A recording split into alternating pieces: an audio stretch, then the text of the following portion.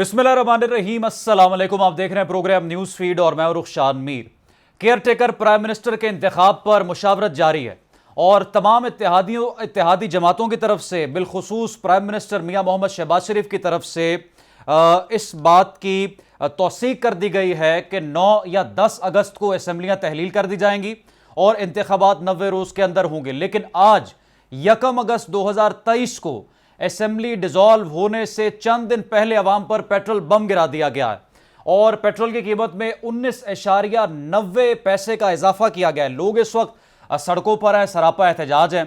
और अगर आप अवाम से इस वक्त बात करें तो लोग ये जानना चाहते हैं कि आखिर क्या ज़रूरत आन पड़ी थी कि अगर इलेक्शंस में जा रही है ये गवर्नमेंट और ये तमाम सियासी जमातें, तो असेंबली डिसॉल्व होने से चंद दिन पहले भी पेट्रोल को महंगा करना पड़ा है। मैंने आज हिस्ट्री देखी है पेट्रोल की, हम ज़्यादा पीछे नहीं जाते, सिर्फ पीटीआई के दौर में हम देख लेते हैं तो 2019 में पेट्रोल की कीमत 111 रुपए पर लीटर थी और फिर 2020 में 11 रुपए की कमी के बाद 100 रुपए लीटर पेट्रोल जो है वो फरोख्त किया जाता रहा।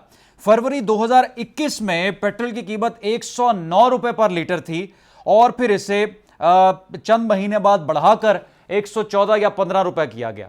तो जब से ये गवर्नमेंट आई है 16-17 महीने मुसलसल पेट्रोल की कीमतों में इजाफा किया जा रहा है। आईएमएफ की डायरेक्शंस हैं या क्या?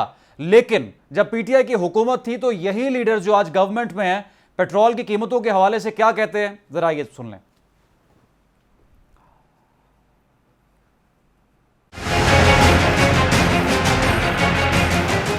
तेल से बढ़ानी पड़ी, दिल पर क़यामत गुजरी, दिल खून के आंसू रोया।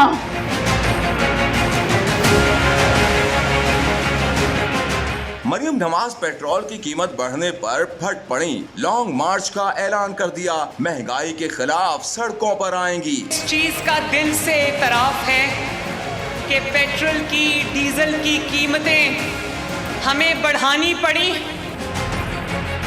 रुकिए, ये अब की नहीं, तहरीक इंसाफ के दौर की बातें हैं। उनकी जेबें जो भरी गई हैं वो सब अवाम के पैसे से, अवाम की जेबों से निकला हुआ पैसा है और अवाम का क्या कसूर है वो इस नालायक और नाअहल हुकूमत का ज़ेर अताब है। रोज एक नई क़यामत उनके ऊपर टूटती है। जो हमारा हुक्मरान बन के बैठा है वो इतना बेहिस शख्स है कि उसको ये एहसास नहीं है, वो जोड़ तोड़ में मसरूफ है। मरियम साहिबा, कहाँ गए वो दिन जब आप कहती थी कि पेट्रोल महंगा होता है तो मियां साहब को नींद नहीं आती। नवाज शरीफ साहब को एहसास है, शहबाज शरीफ साहब को एहसास है, दिल में तकलीफ है कि आज महंगाई है।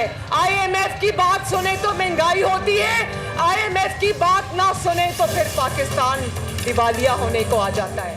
हमारे हाथ इस तो मोहतरमा मरियम नवाज साहबा के ये पुरानी तकारीर आप सुन चुके हैं और इसहाक डार जब बतौर उन्होंने वज़ीर ख़जाना, वज़ारत ख़जाना का कलमदान संभाला तो उनकी फ़र्स्ट प्रायोरिटी ये थी कि बुनियादी अशिया खुरनोश की कीमतों में कमी लाई जाएगी, पेट्रोल को सस्ता करेंगे, आईएमएफ से हम छुटकारा हासिल करेंगे।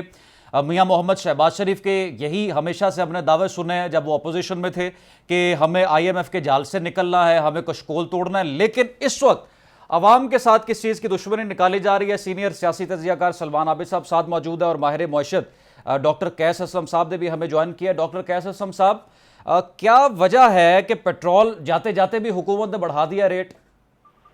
देखें, वजह तो सिर्फ इतनी है कि जब गवर्नमेंट के मिनिस्टरों ने नई गाड़ियां लेनी है, इंटरम गवर्नमेंट वालों ने, और जब उन्होंने मुफ्त पेट्रोल लेना है, मुफ्त बिजली लेनी है, और जब ये अपने एमपीएस और एमएनएस को डेवलपमेंट के नाम पे इलेक्शन के फंड्स देने हैं तो वो पैसे आवाम से इकट्ठे करने हैं ना। असल में तो ये सारा जो है मैंने तो ये देख लिया है कि अब हम गरीबों को लूट के अमीरों का घर चलाते हैं। तो ये आईएमएफ की इस किस्म की शर्त नहीं है, ये तो सीधा जो है लेवीज इकट्ठे करके थोड़ा सा 5-6 रुपए कम करके उसके बाद 20 रुपए ज्यादा कर देना, ये कई महीनों से मैं देख रहा था, आप भी देख रहे होंगे। तो ये होना नहीं चाहिए। मेरा ख्याल था कि इलेक्शन का साल है तो कहीं ना कहीं कोई रिस्पेक्ट देंगे। आप देखिएगा इसके साथ हर चीज महंगी हो जाएगी। चीनी और आटा तो पहले ही महंगा कर दिया, बिजली महंगी कर दी, गैस महंगी कर दी, तो अब पेट्रोल भी महंगा कर दिया है।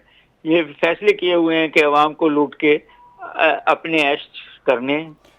डॉक्टर साहब, नून लीगी जो हमारे दोस्त हैं वो बताते हैं कि सितंबर में आमद मुतवक्को है मियां मोहम्मद नवाज शरीफ की। 16 सितंबर को चूंकि चीफ जस्टिस की भी तब्दीली है, तो हम तो ये देख रहे थे कि नवाज शरीफ के आने से पहले पहले चीज़ों को सस्ता किया जाएगा। अभी आपने ये अहम पॉइंट उठाया कि IMF की तरफ से इस तरह की कोई हिदायत नहीं है, ना उनकी कोई शर्त है, तो ये तो बहुत ज़्यादा नुकसानदेह पार्टी के अपने इलेक्शंस की सारी कैंपेन पर होगा ना इसका असर। देखें, मेरा ये ख्याल है कि इनका ख्याल है कि ऐसी इंटरिम गवर्नमेंट लाई जाएगी जो इलेक्शन मुलतवी करेगी, और फिर इन्हीं के ये जो आप ये एक एग्रीमेंट हुआ इसहाक डार का और स्टेट बैंक के मेमोरेंडम ऑफ अंडरस्टैंडिंग है ऑन IMF, उसको पढ़ें तो आपको नजर आता है कि कंटिन्यूएशन जो है वो IMF की पॉलिसीज की करनी है, और एक और IMF के साथ मुआहदा करना है जो इस 9 महीने के बाद है।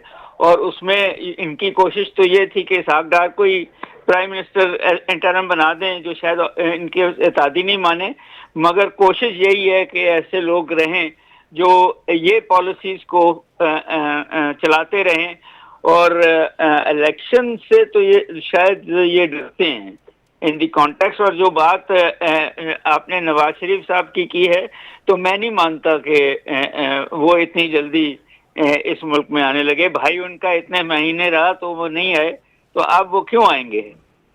अच्छा सलमान आबिद साहब, आपका भी शुक्रिया, आपने ज्वाइन किया प्रोग्राम में। आज फिर 20 रुपये पेट्रोल बढ़ा दिया गया है, वो ग्राउंड कहाँ पर गई जो मियां मोहम्मद नवाज शरीफ के आने से पहले तैयार की जा रही थी अवाम में उनको एक उनका गुड गेस्चर बनाने के लिए और अवाम में उनकी मकबूलियत जाहिर करने के लिए कीमतें तो नीचे लेकर आनी थी।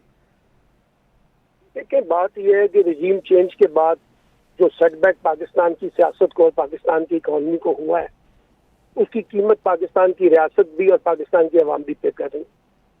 और यही बात हम बार बार तवातर से करते रहे हैं कि रिजीम चेंज का नुकसान जो है वो ज्यादा हुआ है, फायदा कम हुआ है।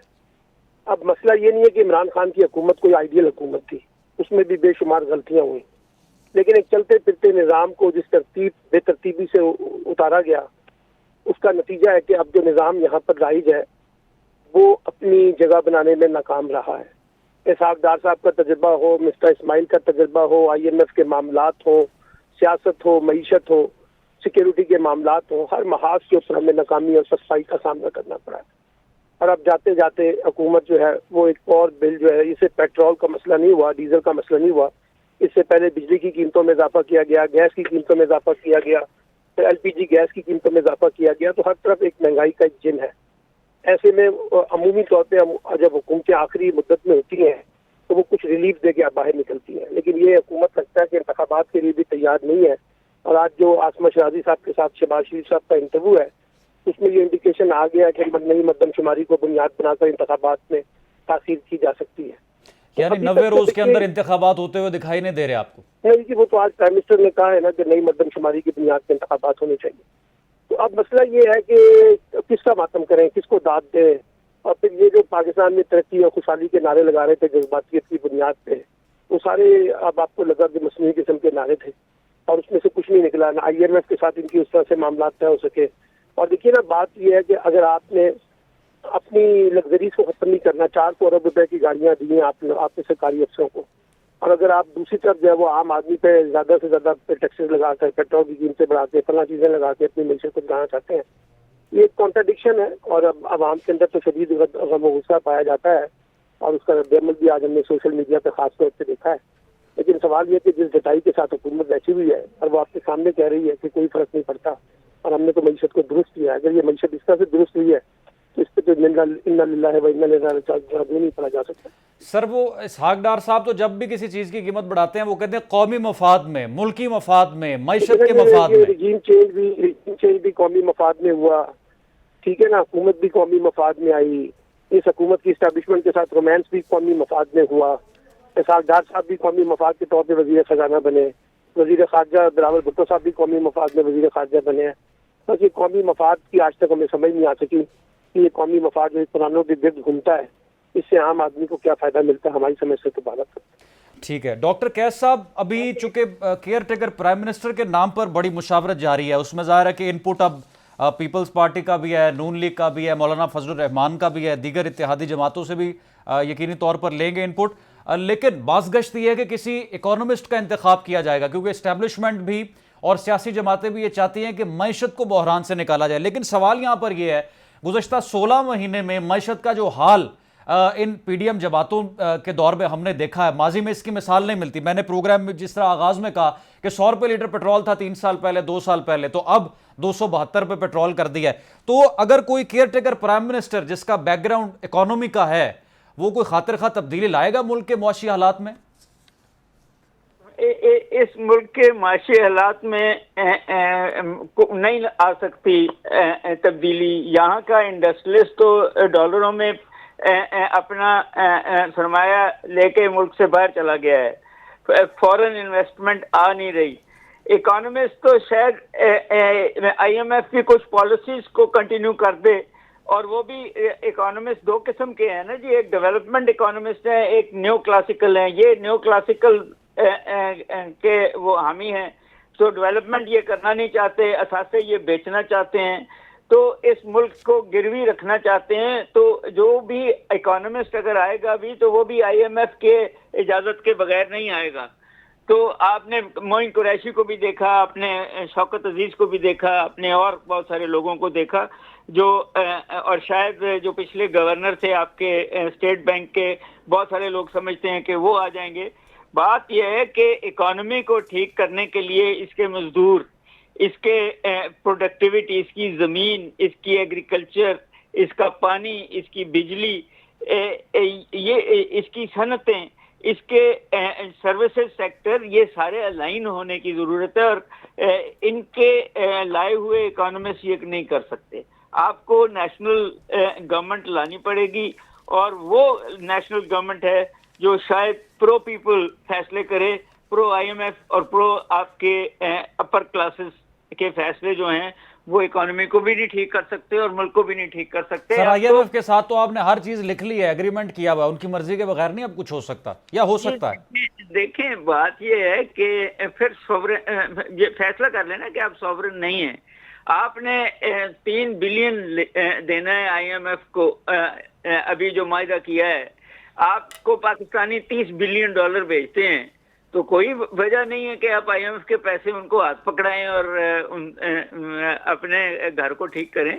तो ये ऐसे तो नहीं है कि उनके साथ वादा कर लिया है 3 बिलियन का, तो आप अब बाकी मुल्क के असासे जो हैं, यहाँ का पानी, यहाँ की बिजली, यहाँ के मजदूर, यहाँ के बच्चों की तालीम, उनके हाथ पकड़ा दें।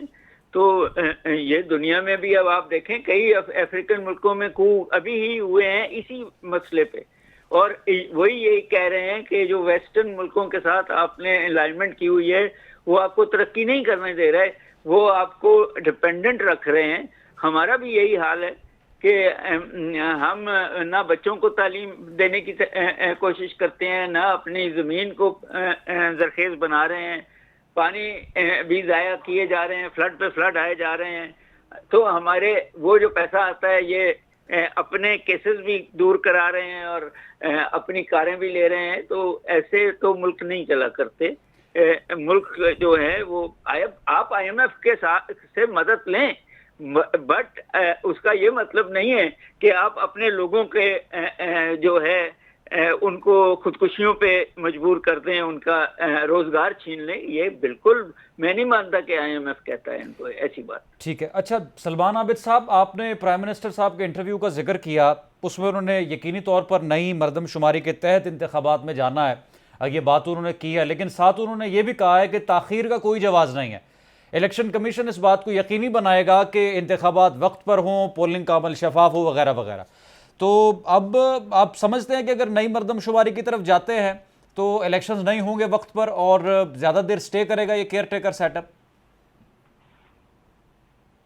करना है ये फैसला पाकिस्तान की एस्टैब्लिशमेंट ने करना है कि इंतखाबात बर वक्त होंगे या नहीं होंगे, और इसलिए वो प्राइम मिनिस्टर के हाथ में कुछ ज़्यादा नहीं है। प्राइम मिनिस्टर ने तो अपने हाथ बांध के खुद ही एस्टैब्लिशमेंट को सब कुछ दे दिया है। इसलिए जाहिर ये लगता है कि इस वक्त इलेक्शन जो है शायद अपने टाइम पे ना हो सके, और अगर इलेक्शन करवाए भी गए तो फिर वो हाथ पैर बांध के एक पार्टी को बाहर निकाल के इमरान खान साहब को डिस्क्वालीफाई करके उनके लोगों को डरा धमका के इलेक्शन का रास्ता इख्तियार किया जाएगा, लेकिन उसका कोई फायदा नहीं होगा। उससे आपके कौमी मसाइल बढ़ेंगे, कम नहीं होंगे। और इस वक्त देखिए ना, इलेक्शन कैसे जाया जा सकता है, जिस किस्म की महंगाई और जिस किस्म की आज कीमतें बढ़ रही हैं, उसमें हुक्मरान इत्तेहाद कैसे जाके लोगों को फेस कर सकेगा। मुझे नहीं लगता कि इलेक्शन अपने वक्त पे हो सकेंगे। और सर इस पर भी जरा एक कमेंट कीजिएगा। अब चूंकि आज सबसे बड़ी खबर ये पेट्रोल की कीमतों में इजाफे की है, तो रूसी तेल जिसकी हम गुफ्तगू सुनते रहे हैं और तेल खरीद रहे हैं, फलां कर रहे हैं। सर वो बात ये है कि उन्होंने जब मैं ट्रक की बत्ती के पीछे लगाया हुआ था, मैं तो बार बार ये कहता रहा हूँ कि कोई रूसी तेल वगैरह की मदद से कुछ नहीं होने वाला। ये सिर्फ ऐसी बिला वजह का ऐसी अन्य टॉपिक पर ड्रामा किया गया था। अब आप देख लेना कि क्या कहाँ है रूसी तेल, कहाँ गया। ईरान से तेल लेना था या सऊदी अरब से तेल आना था या जो भी कुछ होना था, आम आदमी को तो कोई रिलीफ नहीं मिल रहा ना इस वक्त किसी भी हवाले से, किसी भी पॉलिसी के हवाले से। तो वो तनाव और टकराव तो मौजूद है ना जी। इसलिए वो बातें सारी बेमानी है, जज्बाती नारों के साथ तो मईशत दुरुस्त नहीं हो सकती है। क्या असलम साहब ने बिल्कुल ठीक कहा, आपको बड़ी अग्रेसिव किस्म की रिफॉर्म्स करनी पड़ेंगी। इसके बगैर तो पाकिस्तान की मईशत दुरुस्त हो सकती, और ना ही कोई जादुई तरीके से फौरी तौर पर होगी। इसको बड़ी लंबी मिड टर्म प्लानिंग होना चाहिए। लेकिन इसके लिए मसला ये है कि हुकूमतें बड़े फैसले करने के लिए तैयार नहीं होती, और उसी वजह से आज हम पाकिस्तान अपनी मईशत के जिसे कहते हैं दलदल में फंसा हुआ है। ठीक है, सियासी तज्ज़ियाकार सलमान आबिद साहब और माहिर डॉक्टर कैस असलम साहब प्रोग्राम में हमारे साथ मौजूद थे। तवक्कुआत तो जो थी वो ये थी कि हुकूमत जाते जाते अवाम को थोड़ा सा रिलीफ देगी, और ये थोड़ा सा रिलीफ खा वो पेट्रोल की कीमतों में कमी का हो या अशिया खुरनोश के जो नर्ख हैं उनको घटाने का हो या अवाम को कोई बुनियादी सहूलियात देने का हो, लेकिन हो बिल्कुल तवक्कुआत के बरअक्स रहा है। और इस वक्त लाहौर शहर में बहुत से पेट्रोल पंप्स ऐसे हैं जो पेट्रोल ही नहीं दे रहे, और लोग वहां पर खड़े होकर अपना सर पीट रहे हैं कि अब हमने करना क्या है। नाजरीन, बात हम करेंगे कुछ और अहम मौजूओं पर इस ब्रेक के बाद।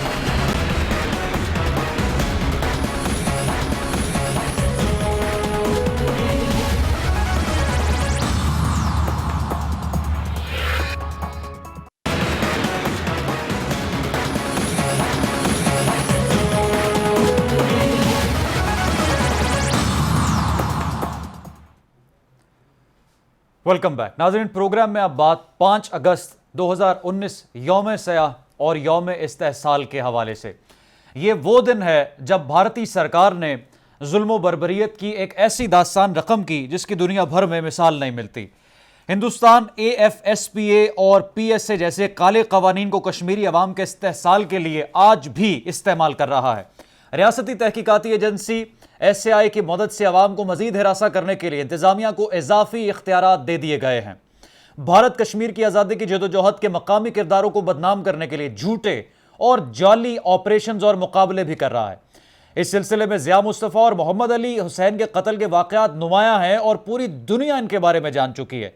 इंसानियत की तजलील करते हुए जाली मुकाबले में शहीद नौजवानों की मैयतों, उनकी जो मैयतें थी ना लवाहिकीन के हवाले की जाती हैं और ना ही जनाजे की इजाज़त दी जाती है। काबिज अफवाज की जानिब से मुहासरे और तलाशी की कार्रवाइयों के दौरान कीमियाई और भारी हथियारों का इस्तेमाल किया जा रहा है। इसके अलावा भारतीय फोर्सेस की जानिब से मकबूजा कश्मीर में इंसानों को ढाल के तौर पर इस्तेमाल करना मामूल बन चुका है। और यासिन मलिक को तहरीक की हामी सरगर्मियों पर NIA अदालत ने उम्र कैद के साथ 10 लाख रुपए जुर्माने की सजा सुनाई है। यह भी किसी कश्मीरी और किसी इंसानियत रखने वाले शहरी के लिए जो है वो काबिल कबूल नहीं है। इंसानी हुकूक के कारकुनों और सहाफ़ियों को निशाना बनाते हुए आए रोज़ गिरफ्तार किया जा रहा है। काबिज हुकूमत ने 60 सहाफ़ियों पर बैरून मुल्क जाने और बैनुल अक़वामी मीडिया से बातचीत पर पाबंदियां लगा रखी हैं, जबकि इंसानी हुकूक के मुतहरिक कारकुन खुर्रम परवेज़ को ज़ेर हिरासत रखा हुआ है। मामलात कश्मीर में जो हैं दिन ब दिन बजाय इसके कि संभलें और मामलात आफियत की तरफ जाएं, कश्मीरियों की आवाज़ को सुना जाए, कश्मीरियों के सवालों का जवाब दिया जाए, मामला दिन ब दिन मजीद बिगड़ते जा रहे हैं। और अगर आप सोशल मीडिया पर ज़रा इसका जायज़ा लेने की कोशिश करें तो कश्मीरी अवाम आज भी अपने हुकूक के लिए उसी शिद्दत से आवाज़ उठा रही है, उतनी ही परेशान है, उतनी ही बेचैन है जितनी आज से कई साल पहले थे। ब्रिगेडियर रिटायर्ड वकार साहब हमारे साथ मौजूद हैं, इनसे बात करते हैं इस हवाले से। सर, शुक्रिया आपके वक्त का। कश्मीर में जो हो रहा है और 5 अगस्त 2019 को जो हुआ, इस पर क्या कहेंगे आप? इसको किस तरह से इसकी मजम्मत की जा सकती है? जी थैंक यू। हिस्टोरिकली अगर आप देखें, अगर आप पार्टीशन के बाद की बात करें तो थ्रू आउट जो है, जो स्पेशली ऑक्युपाइड कश्मीर है, वहाँ पे एक पेपर ट्रांजैक्शन होती रही है। कहने को ठीक है, उसने एब्रोगेट भी कर दिया आर्टिकल्स को, जो सो कॉल्ड उनका इंटरनल मैटर था, लेकिन इंटरनेशनल मामले देखे जाए, इसमें यूएन के रेजोल्यूशंस हैं, फिर शिमला माहिदा वगैरह है, उसकी एक तो ओपनली उसने खिलाफवर्जी की है। तो ये जो इंटरनल है, इसमें आई थिंक चाहे नेहरू का वादा था इनके साथ, लेटर ऑन फिर उसने इस पे टर्न किया, उसके बाद कांग्रेस ने भी इस तरीके से कश्मीरियों को धोखा दिया, अब्दुल्ला और मुफ्तीज को आगे लगा के। So it remains a paper transaction as far as Kashmir is concern. और अगर तकरीबन 1 करोड़ कश्मीरी जो मेजॉरिटी फॉर्म करते हैं ऑक्युपाइड कश्मीर में, उस चीज को दिल से ही नहीं मानते, तो ये भारत को बेसिकली अपने आप को तिफल तसलियां दे रहा है। दूसरा ये एक फियर बेस्ड स्ट्रेटजी है। इस वक्त आप देखें तो तकरीबन 1 मिलियन इंडियन मिलिट्री और पैरामिलिट्री, राष्ट्रीय राइफल मिला के, और जो इनकी CPRF वगैरह है, ये डिप्लॉयड है। और मैं चैलेंज करता हूँ कि ये 1 मिलियन बंदा मुझे, मैं महाराष्ट्र जाके कर्फ्यू लगाता हूँ 2 साल के, मैं देखता हूँ कौन बाहर आता है। तो ये आई थिंक जिस तरह इजरायली स्ट्रेटजी है कि फियर बेस्ड स्ट्रेटजी है, खुद भी डरते हैं और फिर आबादी को दबाना चाहते हैं। बाकी जो ह्यूमन राइट्स वायलेशन है, जेनोसाइड वॉच की रिपोर्ट्स देख लें, उसमें बड़ा क्लियर है कि अगर 10 उसकी स्टेजेस हैं तो we are very close to, मतलब मोदी साहब इसको ले गए हैं 10वीं स्टेज पे, जिसमें ऑस्ट्रेसाइजेशन है, फिर उनको डिसएनफ्रेंचाइज करना है, उसके बाद फेथ बेस्ड उसके ऊपर टारगेट किलिंग्स करनी है, और उसके बाद तमाम का नाटका बंद करना है, उनके बिजनेसेस हैं, उनका ह्यूमन राइट्स हैं, उनका फ्रीडम ऑफ एक्शन है। तो ऑलरेडी ये जेनोसाइड वॉच जो US बेस्ड आई थिंक बहुत बड़ा इदारा है, उन्होंने ऑलरेडी प्रेडिक्ट किया है कि they are very close with. और अभी इसको ले जाए मेन स्ट्रीम मीडिया में, आजकल क्या हो रहा है, आज मेवात में जो एक ही जिला है मुस्लिम मेजोरिटी का, हरियाणा में, वहाँ पे मुस्लिम और हिंदू की लड़ाई कराएगी और वोट के लिए, मणिपुर में क्रिश्चियन के अगेंस्ट हो रहा है। तो ये एक नाजी एजेंडा है जो जारी है। आई एम श्योर जितना मर्जी ये स्प्रेस कर ले, इंशाल्लाह कश्मीरी अपनी आज़ादी को हासिल भी करेंगे और आज़ादी का सूरज तुलू होगा। सिर्फ ये है कि पाकिस्तान का ये फर्ज बनता है, चाहे वो इंफॉर्मेशन डोमेन है, डिप्लोमेटिक है, मॉरल सपोर्ट है, जारी रखें ताकि आपकी आवाज़ उधर पहुंचती रहे। कश्मीरी अच्छा ब्रिगेडियर साहब, ये तो एक डिजिटल दौर है और कोई बात किससे ढकी छुपी नहीं है। अगर कहीं पर प्रोटेस्ट हो रहा है तो फौरी तौर पर उसकी खबरें भी सामने आ जाती हैं। गुज़श्ता कई दिहाइयों से कश्मीरी अवाम के साथ जो सलूक किया जा रहा है, वो तो अमेरिका और बरतानिया में रहने वाले भी जानते हैं कि वहां पर हो क्या रहा है। इंटरनेट जब मर्जी बंद कर दिया, पैलेट गन्स का वहां पर इस्तेमाल किया गया, इंसानी ढाल के तौर पर लोगों को जो कश्मीरी हैं उनको गाड़ियों के बोनट से बांधकर कई कई किलोमीटर तक लेकर जाया जाता है। बच्चियों के साथ, बेटियों के साथ वहां पर जो सलूक हो रहा है, ये बातें किससे ढकी छुपी नहीं है। लेकिन सबसे बड़ा इसमें सवाल यह है कि आलमी ताकतें और बिलखुसूस ह्यूमन राइट्स के चैंपियन जो इदारे हैं, वो क्यों खामोश हैं? जी, जो तो ह्यूमन राइट्स की ऑर्गेनाइजेशन है वो तो डेफिनेटली आवाज उठाती हैं। अभी जेनोसाइड वॉच ह्यूमन राइट्स का आप कह लें एक एस्पेक्ट देखा तो ह्यूमन राइट्स वॉच है, एमनेस्टी इंटरनेशनल। जो वेस्ट की हिपोक्रेसी है, या वुड से कि by and large global hypocrisy है इस वक्त, वो ये है कि जहाँ पे पब्लिकली कंडेम करना है आपने, जहाँ पे ऑफिशियली करना है, वहाँ पे they will never, like Modi अभी गया था अमेरिका में, तो वहाँ पे कश्मीर पे इसके बारे में बात नहीं हुई। यस, उनकी प्रिंट या इलेक्ट्रॉनिक मीडिया में आएगा, ह्यूमन राइट्स के इदारे करेंगे, या इनफॉर्मली, मतलब ओबामा साहब ने कह दिया जी कि ये अगर आप इस तरह चलते रहेंगे तो इंडिया इम्प्लोड कर जाएगा। यूरोपियन यूनियन ने अभी क्रिश्चियंस के लिए आवाज उठाना शुरू की, फर्स्ट ऑफिशियल आया है। लेकिन जहाँ मुस्लिम आएगा, चाहे ईस्ट टिमोर है, वहाँ देख लीजिए क्रिश्चियन मेजोरिटी थी, वहाँ पर उनको सपोर्ट रही है। तो उसमें आई थिंक एक तो हमारा अपना रोल है पाकिस्तान का, फिर किसी हद तक OIC का रोल बनता है जिसमें डेफिनेटली सपोर्ट रही है, लेकिन फिर बिजनेस इंटरेस्ट आ जाते हैं, ऑयल एंड गैस की डील्स हैं, Bharat being very big market, तो वो चीजें भी देखनी होती है। फिर इंटरेस्ट है कि भारत को एशिया पिवट में इन्होंने चाइना के अगेंस्ट खड़ा करना है। तो इन तमाम फैक्टर्स को मद्देनजर रखते हुए कहा जा सकता है कि जो वेस्टर्न पॉलिसी स्पेशली वो मुनाफकत पे बेस्ड है, हिपोक्रेसी पे है। लेकिन ये कहने का मतलब ये नहीं है कि हम कोई डीमोरलाइज हो जाएं। मेन थिंग इज के जो हमारा फर्ज है, आप और मेरा, जैसा आज आपने बड़ा अच्छा इस पे हाईलाइट किया है, 5 अगस्त का आगे दिन आ रहा है, तो आई थिंक आपने अपना काम किया। इसी तरीके से सोशल मीडिया है, स्पेसेस हैं, इसके अलावा जो है बेशुमार इनफॉर्मल चैनल जिससे ये बात की जा सकती है, और इससे फर्क पड़ता है। सिर्फ मिसाल दूंगा कि जो खालिस्तान की तहरीक है इस वक्त रेफरेंडम की, वो 5 सिख लीडर चला रहे हैं बाहर से बैठ के, और उन्हें हिला के रख दिया। तो अगर हम आवाज उठाते रहेंगे, और उसमें Kashmiri on both sides of line of control, Kashmiri diaspora है, पाकिस्तानी डायस्पोरा है, तो डेफिनेटली इसका इम्पैक्ट आता है। ये ऐसा नहीं है कि ये लड़ाई खत्म हो गई है, और इंशाल्लाह ताला पाकिस्तान और उसके अवाम जो है कश्मीरियों के साथ हैं। और बाकी ये एक और कई दफा गिला किया जाता है कि पाकिस्तान जंग क्यों नहीं करता, तो 4 जंगें हम लड़ चुके हैं, और डेफिनेटली जब टाइम आएगा तो पाकिस्तान ये ऑप्शन भी इस्तेमाल करता रहा सर है। हम तो बात कर रहे हैं मीडिया पर भी और हुकूमती सतह पर भी पाकिस्तान की तरफ से बात की जाती है। अक़वाम मुत्तहिदा को किस तरह से इस इशू पर जो है वो संजीदगी का इजहार करे, अक़वाम मुत्तहिदा भी भारतीय प्राइम मिनिस्टर को बुलाए या भारतीय प्राइम मिनिस्टर की सुबकी व आलमी ताकतों के सामने, उसके लिए क्या स्ट्रेटेजी हमें अपनानी चाहिए? जी, जो तो पाकिस्तान का रोल बनता है इसमें, देखें लॉबिंग बड़ा काम करती है, लेकिन डेफिनेटली अगर आप यूएन सिक्योरिटी काउंसिल में जाते हैं तो जो 5 बिग हैं उसके अंदर डिवीजन है। लेट्स से अगर अमेरिकन हैं या फ्रेंच हैं या ब्रिटिश हैं और रशियन, बिकॉज उनका अपना एक रिलेशनशिप है, वो जो है इस तरीके से हार्ड स्टांस नहीं, लेकिन चाइना ने हमेशा सपोर्ट किया, बिकॉज चाइना का अपना भी इनका जो है लाइन ऑफ एक्चुअल कंट्रोल पे इनके साथ बड़ा सख्त डिस्प्यूट है। तो 2020 में उन्होंने अपना एरिया रिकवर भी किया, तकरीबन 2500 स्क्वायर किलोमीटर कैप्चर किया था। तो उस लिहाज से एक ये है कि आपके पास चाइना का लेट्स से सपोर्ट है, एंड देन जो एग्रेसिव डिप्लोमेसी, जहाँ पे कई दफा बड़ी डिमोरलाइजिंग बातचीत होती है, वो नहीं होनी चाहिए।